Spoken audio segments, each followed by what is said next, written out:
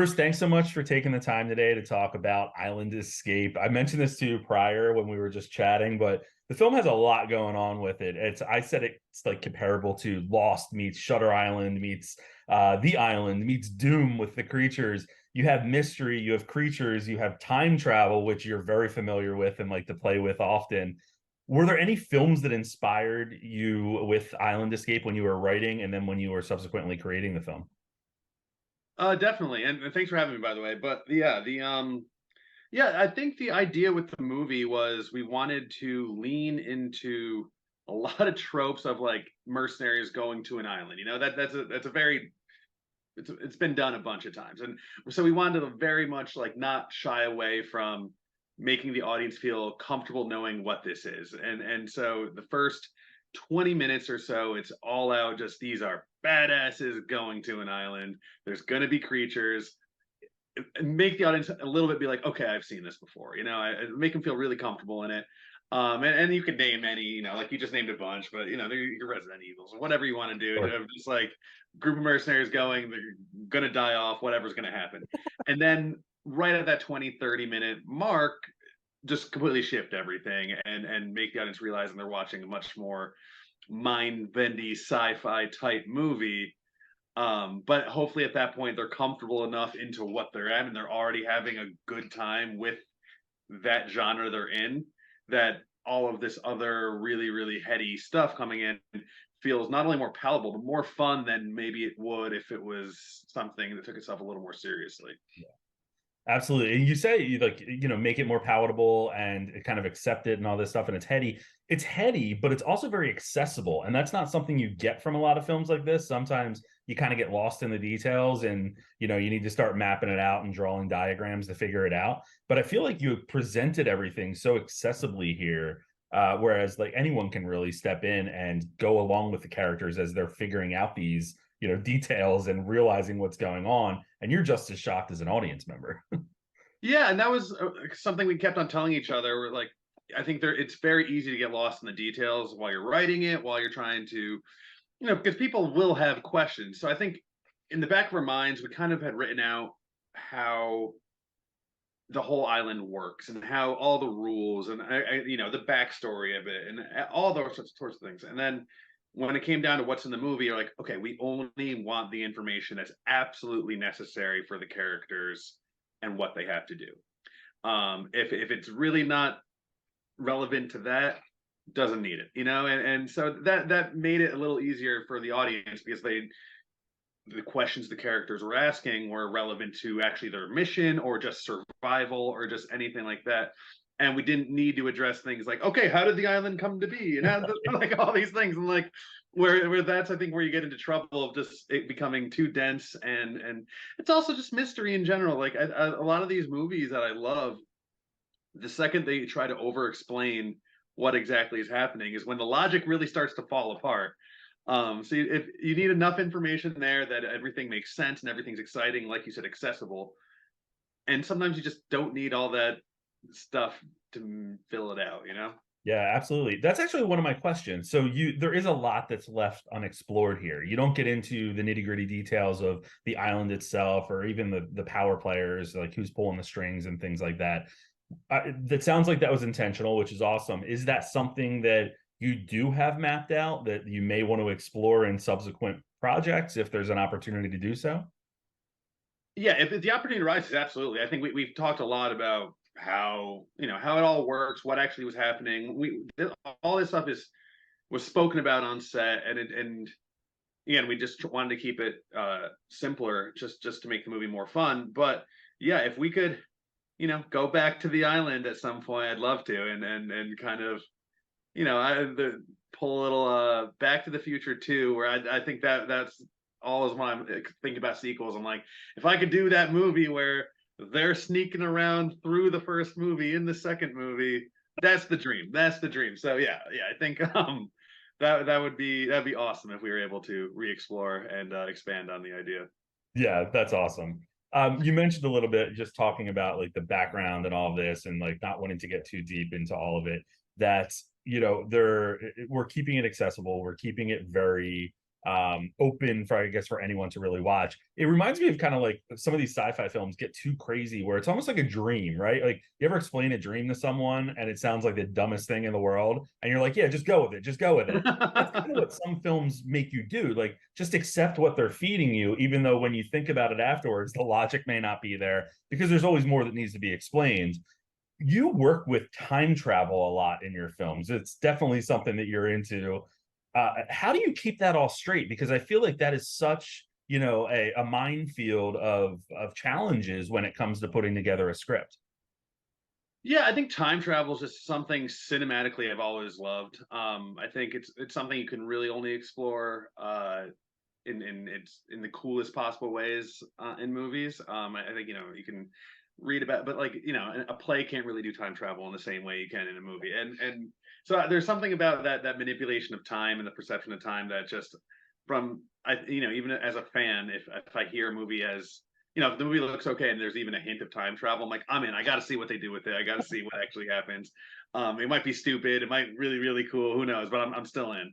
And it's the same thing. I love toying with it. I think it's able to create a lot of these questions, and it's not always there's time different forms of it. There's time travel. There's these time loops. But it's just it adds this level of excitement that especially for us when we're working, we're not working with huge budgets or anything like that. Those sorts of questions and ideas are you can very much explore those without necessarily needing to just pump more money or more special effects or whatever it is. I think for a lot of time travel, it's not about the time machine or the portal or the wormhole or whatever that is. Mhm. It's now you've gone back or you've gone forward or you've done whatever. And again, the other thing I really like experimenting with is time travel on a very small scale.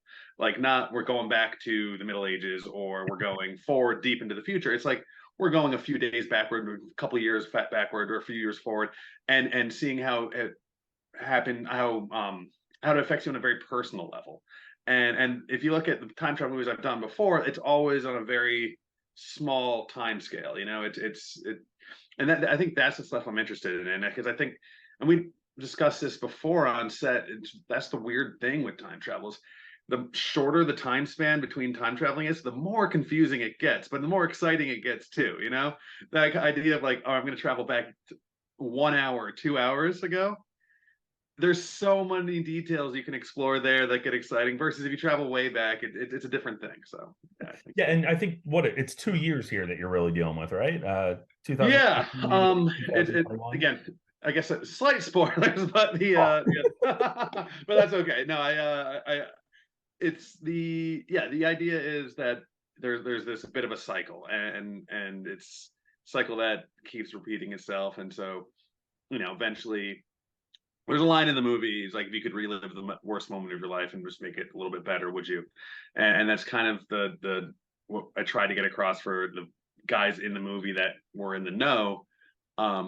How do you answer that question? If you go back to literally whatever the most traumatic moment is, or whatever it is that it's going to be bad, would you relive it if you can make it just that small percent better? And so that was the idea of doing like a 2 year thing where there was enough time to process the events, enough time to a big change in lives to happen, but not enough time where like whoever's doing it again now all of a sudden looks like an old man or something like that. We kind of had to keep it right in the middle.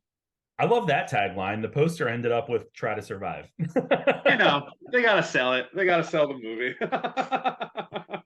Very different there. You mentioned the island and wanting to go back and stuff like that if you had the opportunity. Where was this filmed? Because the scenery is absolutely stunning. A few different places. So there's once we knew it was about late August, early September, where we kind of just we knew the movie was happening. We were getting into pre-production. We had scheduled to start shooting around November, which I was very excited about because we filmed most of it in like Adirondacks in upstate New York.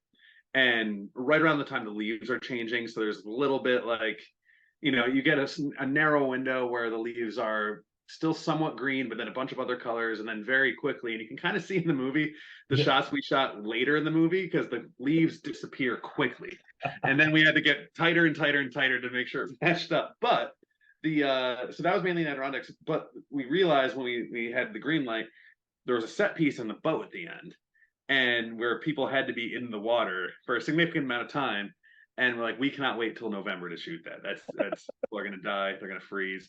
So we really expedited that. That was the first thing we shot, was that boat sequence, which was probably the hardest thing in the movie, or maybe second hardest thing in the movie. Um, that whole thing with and James Liddell, who's the guy in the water. Of course, we made a wardrobe decision that so everyone else was wearing a wetsuit while they were in the water. He, of course, is in that tank top, and because like we got to do it, we got to lean into those tropes, and so by the while we were shooting that, we had to take breaks because he was turning blue, his teeth were chattering. It was but he was game. We had worked a bunch of times before that, so we knew what we were getting into. And then and so that was all shot also, but a little further away in this massive lake in the Adirondack, so kind of had that coastal vibe to it. And then we had some footage in there, just wider, and some drone stuff from actual Nova Scotia. There's a place called the 100 Wild Islands in there, and that kind of was the inspiration on where the island would be, and which again looks very similar to upstate New York in that time. And then the coolest thing we got was we knew we needed those helicopter shots. Mm-hmm. Even though they're very quick, we just knew like if they're not getting in a helicopter, off a helicopter, it's not really going to feel like this thing's that remote. They can't be taking a boat there.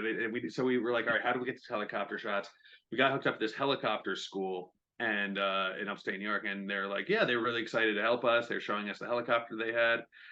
It's funny, them in the helicopter amounts for maybe 10-15 seconds of the movie, and it's by far the most expensive shots in the movie. I bet. But while we were there, he showing us around, and he opened up the hangar where they keep the helicopter, and it's just where a bunch of like millionaires keep their jets and helicopters and everything. And I was like, any chance we could shoot in here? And he's just like, yeah, why not? And so we worked out a deal, and I'm like, this is the most production value we've ever had on movies. There's literally like $20 million in planes surrounding us in here. And of course, like once we did that, we're like, all right, we got to get the door coming up, Armageddon shot of them all coming in. And so that was the kind of like a semi unexpected gift. We actually took a whole scene that I think was supposed to happen like at a bar where they're all meeting each other and all that. Yeah. And we just moved the whole scene into the airplane hangar just because we had to. So that's awesome. Yeah. That budget very well. I know, right? You mentioned James. Let's talk about the cast itself, because the cast is great. I mentioned that to you offline. Grant Schumacher, Ariella Mastriani, Michael L. Parker, a whole bunch of them here. What were you looking for when you cast when you cast these guys? I want to say every single person in that main squad I had worked with before. Okay. And I knew we're all trying to challenge ourselves, definitely. And it's going into this movie where, we didn't have a ton of money, but the ambitions were very high. We had a bunch of set pieces. We had to climb to a mountaintop. We had to do a whole bunch of hard stuff that I knew, was safe and everything like that, but it needed the right type of personality that was willing to, go on this 2-3 mile hike up a mountain until we got to the perfect spot on the top of the mountain, and then shoot it right at sunset, and then hike out in the dark, which is what we did for that mountaintop fight scene. Sure. So you needed people that like you've been in the foxhole with before on other shoots, and how they've reacted to whether it's adversity or whatever we're doing. And then they needed to be good actor, and they're all great actors, so that wasn't like and then they needed to fit the part. And there was definitely a little bit of a, when I was writing the script, I kind of had certain people in mind, and for the most part, everyone I wanted that I had already worked with before were available to do this. And so we got the crew together, and that's what's so much fun. Like we did a movie before that, about a year before that, and we're really happy with that. This budget, not that much more, but it's just because we know we just finished some of the best work we thought. Regardless of the budget, we're just all willing to just challenge ourselves to see how much bigger and better and whatever we consider to be, outdoing what we've done before. So yeah, the cast is great, and I think a lot of it is I trust them, and we've had a good working relationship in the past. So yeah. That's excellent. Yeah, the cast was definitely great. And you keep mentioning the budget and a small budget here. You can't tell with this film at all. I mean, it seems like a real like cinematic adventure that just grabs you from the beginning. And this was actually one of the things I wanted to ask you about. It's action packed too, from the beginning to the end. It's like kind of nonstop in a lot of ways. Was that always the intent when you were writing it, or? Yeah, we pitched it as an action movie. We're like, this is going to have horror elements in it, and we have a big history with horror as a production company, so like we're used to that. But like we're like we're going to treat this as an action movie, especially the music. The composer Nate Vindus, and we collab. He's done all our movies, but I was like, I want to do this like an action. We're definitely going to need those horror tracks and those horror moments in there, but for the most part, we have to infuse everything with that, the electric guitars and like that testosterone type feeling with that, and that was what we did, and that was the blast because like we had never done like a action movie before. We've done action sequences and stuff, but like to truly from the get go make you feel like, oh, this is that classic sort of feeling of like these are a bunch of badasses about to go get their ass kicked on an island. Yeah. Yeah, so that was super fun. The music, between the music and then obviously the helicopters, the guns, the muscles, all of that stuff. Also, we had a joke on set that like we started in the first scene and we were using we call it's glisten. It's basically a spray that just makes you look sweaty. Okay. And we realized how much that added in terms of that action aesthetic. And by the end, like there was not a single shot where like one of the actors like hit me again, because they all just love that feeling of just like pouring sweat and like amping up the intensity. We got the quick camera zooms, and we're like every part of us was just leaning in as much as we could to those action movie tropes. So That's hilarious. Bruce, where were their big weapons? There's one scene where he's using like a handgun going after one of these creatures. I'm like, what is happening here? we had to find a way to get rid of most of their like big weapons. So yeah, they go in with them, and then yeah, they each have like little moments that and it's quick, and like the mountaintop scene, you see their gear fall down the hill and then fall off the cliff. So I'm like, okay, because it gets less and less exciting the more tools they have to work with. Like I just want, I want a hand to hand, two knives going after it. That's really where we wanted to get. But yeah, they lost their stuff, and then the other team, just based on just the situation, Yeah. but yeah, we were definitely pushing it towards like, okay, it's gonna be less interesting if they're just using their bigger guns the whole time. Let's try to strip it down and get the bare knuckle stuff as soon as we can. There's the one scene, I don't remember who it is, but he's running through the woods like in the dark after a guy. And he's just got his pistol up like Yeah, yeah, yeah. that mountaintop scene you referenced though is really cool. You lucked out with that scenery and all of that as well. I mean, the acting was solid and the action was cool. I really enjoyed that. It was tough too because like, it's not just filming an action scene on top of a mountain.